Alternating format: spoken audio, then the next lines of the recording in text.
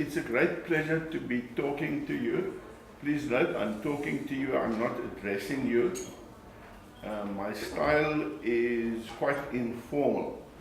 If one works formally, you get into your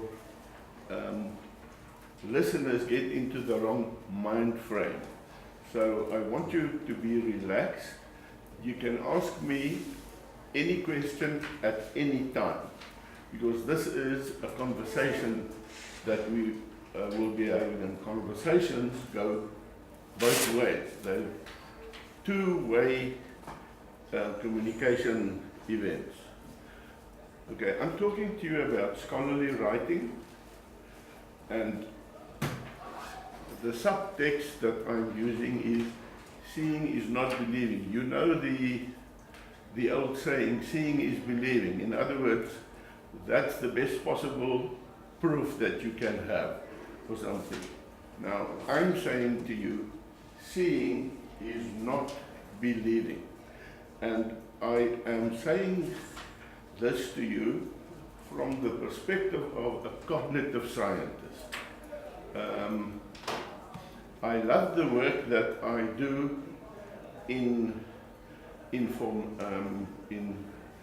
at this university. It's called Information Systems and Technology.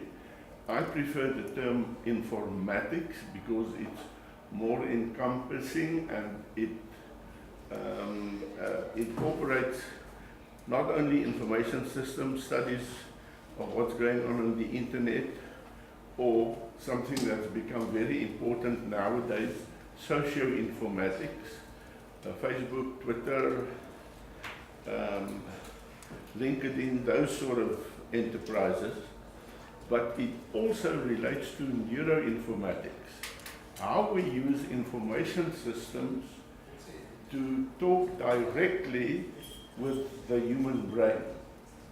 And that is the next big thing in informatics research. Now, I am particularly interested in the impact of informatics on research in higher education. I'm involved in a number of projects that deal with that. And I want to begin by saying to you that if you look at how research was done in the 1980s, the methodologies would have been the same, but the strategies and the tactics would have been totally different. And the reason for this is there was no formalized, structured information age technologies that assisted us to do research. I think in 1,000 years, when we look back to the current era, the dividing line will be pre-informatics, post-informatics. Forget about the First World War, the Second World War, those things, but the factor that changed the way humans think, behave, communicate with one another, it is without a doubt informatics. Now, when we talk about research, whether it's your own research or whether you are supervising a student, and let me tell you, honors students are just as important as master's students.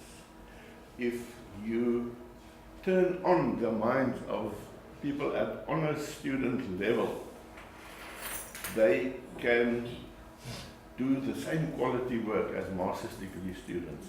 And as a bonus, they usually go on and do a master's degree.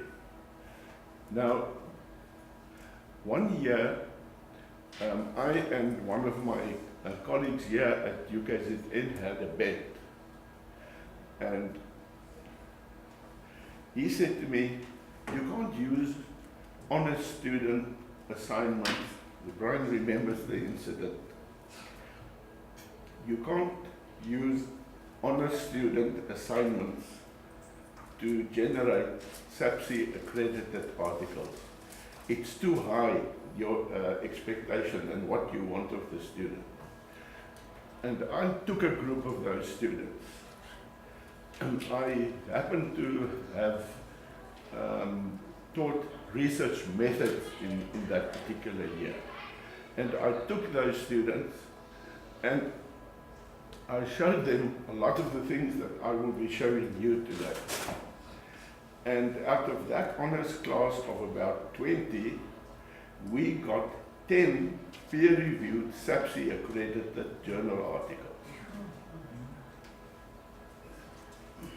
So, don't think that working with honor students is cumbersome. They're extremely important students at the university. Not only are they capable of doing excellent quality work, if you mess up with your honors classes, you will have a dearth of masters and doctoral students in your discipline. And one of the first things that I taught those honors students is that all scholarly documents have a specific generic structure. Whether you are talking about a scholarly article that you are writing, whether you are talking about an honors level mini dissertation, whether you're talking about a master's level dissertation or a doctoral thesis, all of good structured scholarly documents have got the structure. They start with a generic, they proceed to the specific, and they end up with the generics again. Now, I am hoping that that image is not too small for you. Can you see that? Otherwise, I'll have to explain. And by the way, anybody who wants this presentation is very welcome to it. Brian will collect the email addresses, and then he'll have somebody type it up so that I can just copy and paste and not try and work out. Now, this is Saunders' research onion. And what Saunders' research onion tells you, if you want to report any research, you've got to have all of the layers that he indicates in that graphic. 1, 2, 3, 4, 5. I actually say he, it's two authors, Saunders and Thornhill. The first is the research philosophy. You cannot do research if you do not deal with the philosophical basis of what you are doing. And there is an exception, and I'll tell you about that exception. Now, what we are talking about there is research philosophies like positivism, interpretivism, realism, and all of those philosophies that I have there are very firmly rooted in how you gather your data, how you view the reality that you're busy studying will determine how you're gathering the data, and that will then be grounded in either a positivistic, interpretivistic, or a realistic mind frame. Now, once you know what the research philosophy is, that you will be using.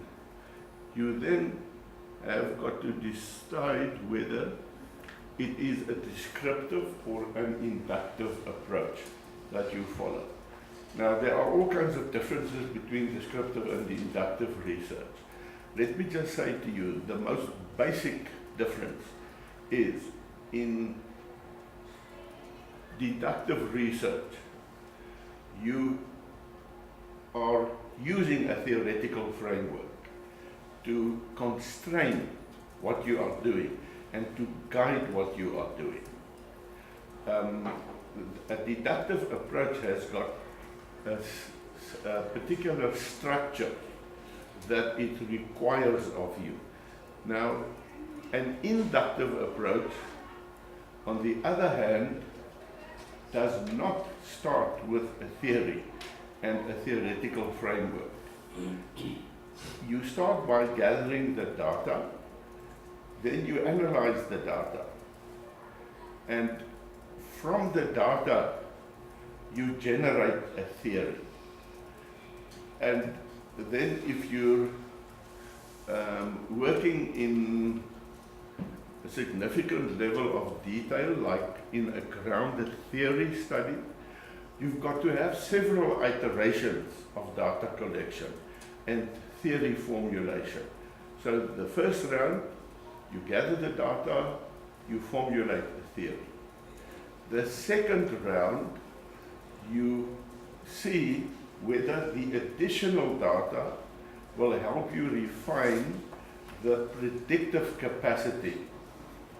You will see on first formulation, one usually has got elements of the theory that you're generating that over-predict the significance of what you're doing, or under-predict the significance of what you're doing.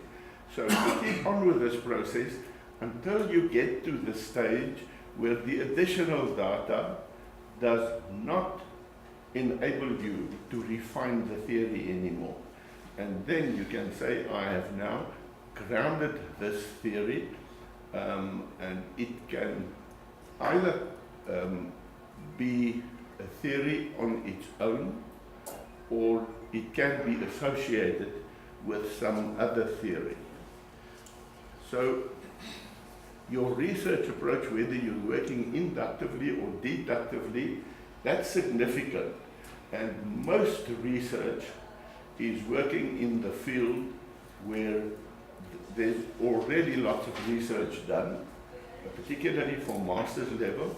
One gets doctoral level studies, and I've got a Doctor of Business Leadership student at UNISA at the moment, where it's groundbreaking what this student is doing. There's no theory available. He is generating the theory. Okay, then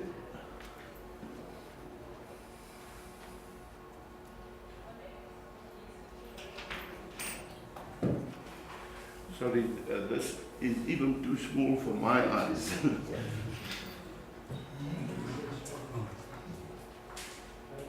Yeah.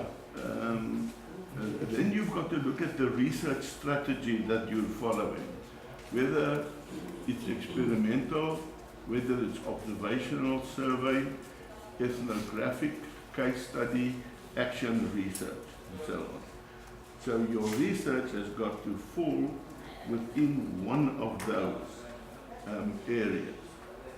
And then you've got to decide on whether it's longitudinal or cross-sectional.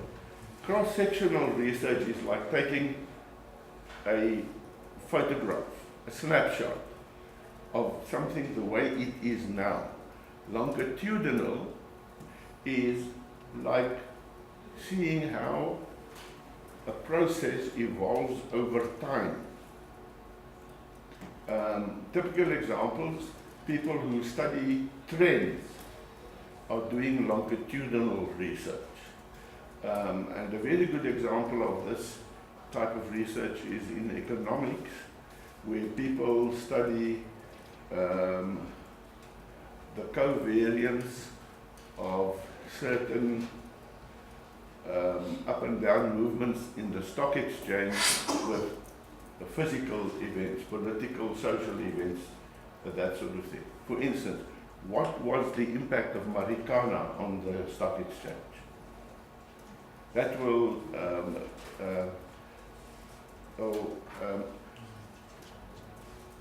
so it's important for you to understand whether you are busy working with cross-sectional research. And if you are working with cross-sectional research, you must be very careful not to overestimate the impact of what you're doing, because it's a snapshot of that particular time when you gathered the data for that event. 3 months later, something may happen that will have changed the situation, social conditions, people's perspectives, totally. Okay, and then finally, you've got to know how you collect the data. Whether it's data that's in the open domain, all of the stock exchange data, for instance, is available on websites of usually the companies that sell the shares or that produce those specialized reports. But if you're going to do the research yourself by gathering new data, you've got one of three choices. The one is you're going to be looking at quantitative data that you collect by means of a questionnaire, or you're going to be looking at qualitative data that you collect by having interviews with people, recording the interviews, having the interviews transcribed, and by doing content analysis of the interview, systematic content analysis of the interviews. And the third method is mixed methods, where you combine the two. And that is particularly appropriate for PhD level work, where you say, I'm looking at a set of complex problems, perhaps so complex that I can't use only one of these two methods to do the analysis, because believe it or not, each of these methods has not only got its own strengths, it's got its own weaknesses as well. So Saunders and Thornhill's research onion reminds you of each of the stages that you must address. All of my PhD students, whether they are at this university or any of the 3 other universities where I co-supervise students, when they explain their research design, each of these are headings in their research design from the very beginning. Now, I have heard, and I'm very pleased that with having heard this, that Professor Brian MacArthur has arranged with a statistician to be available for postgraduate students and staff members to absolutely double check not only what statistics are available for analyzing your research. And this particular statistician, you should, once you have written your research design, you've got to submit it to her and say to her, this is what I want to study. Which of the methods will give the best results. But you've got to give information like the community that you're studying, the sample size, in other words, how many people are available, and the statistician will then tell you this is what you need. Then you need to send your problem statement to the, and I'll talk a little bit about problem statements with you a little bit later. You've got to send your problem statement and say, this is the statement, these are the questions that I am deriving from this problem statement, and these questions form the basis of all of the other questions in my questionnaire or in my interview schedule. And I need to know which are the most